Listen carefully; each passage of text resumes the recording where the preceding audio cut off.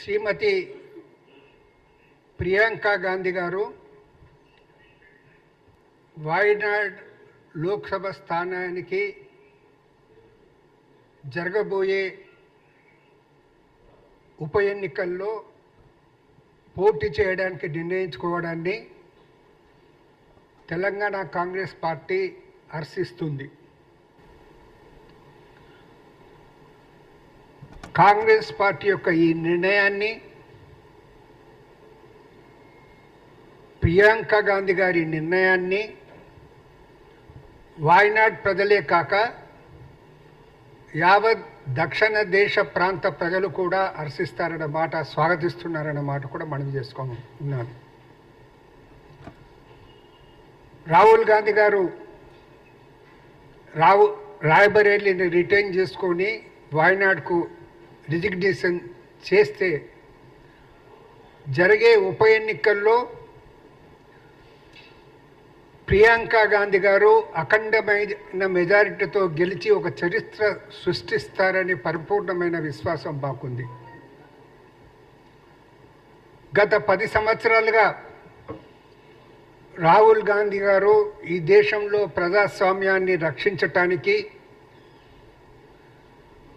మోడీ గారి నియంత్రిత పోకడలకు వ్యతిరేకంగా అలుపెరుగని పోరాటం చేసి కాంగ్రెస్ పార్టీ ప్రతిష్టను దేశంలో పెంచి తనకంటూ ఒక సుస్థిరమైన స్థానాన్ని ప్రజల హృదయాల్లో ఏర్పాటు చేసుకోవటం జరిగింది.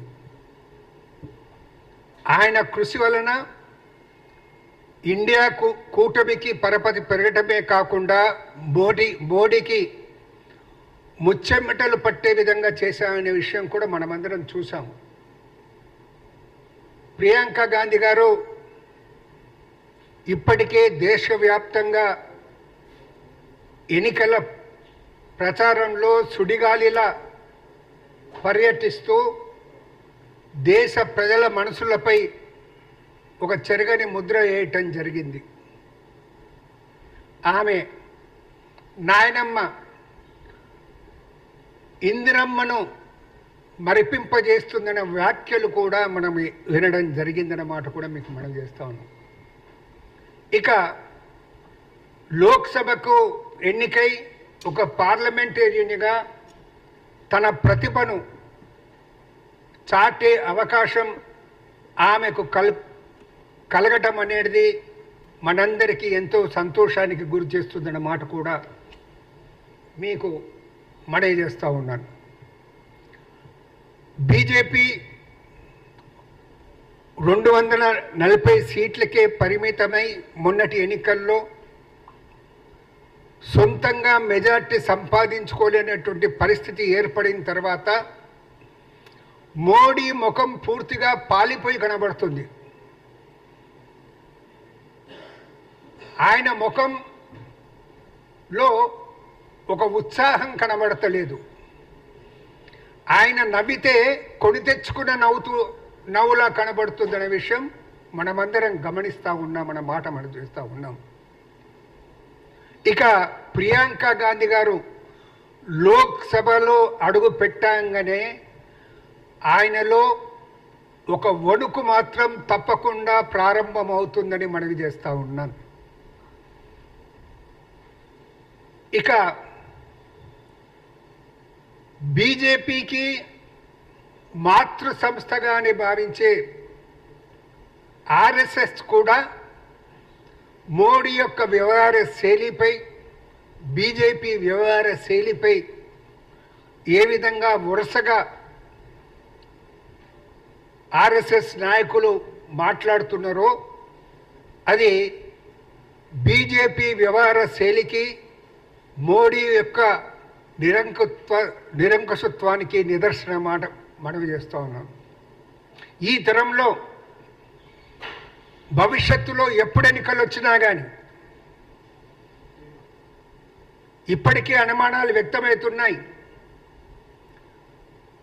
మోడీ ప్రభుత్వం ఏర్పాటు చేసినా వారికి సొంతంగా మెజారిటీ లేదు కాబట్టి ఎప్పుడైనా మధ్యంతరంగా ఆ ప్రభుత్వం పడిపోవచ్చనే మాట వినబడుతుంది.